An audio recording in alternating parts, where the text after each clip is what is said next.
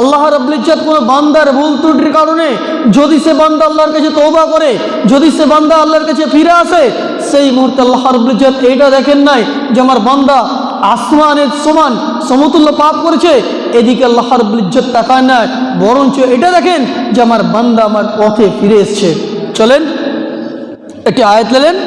সূরা কসস সূরা নম্বর 28 আয়াত নম্বর 16 এর মধ্যে আল্লাহ বলছেন ক্বালা রব্বি ইন্নী যালামতু নাফসি। এখানে এই আয়াতটা মূসা আলাইহিস সালামের কথা বর্ণিত হয়েছে। এখানে মূসা আলাইহিস সালাম তিনি বলছেন ক্বালা, তিনি তখন যখন বললেন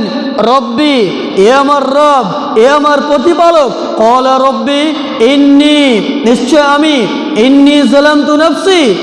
তিনি বলছেন এ আমার রব, এ আমার প্রতিপালক, এ আমার খালেক, আমি, আপনি যেহেতু আমার রব, আপনি যেহেতু আমার রব, তিনি বলছেন ক্বালা রব্বি ইন্নী যালামতু নাফসি ফাগফিরলি, হে আল্লাহ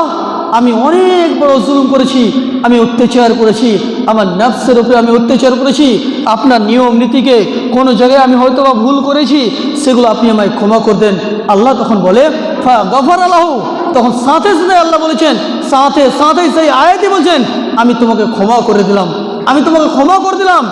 এখানে বোঝার চেষ্টা করুন, ইন্নাহু হুয়াল গফুরুর রহিম, যেহেতু আল্লাহ রাব্বুল ইজ্জত নিশ্চয় আল্লাহ তিনি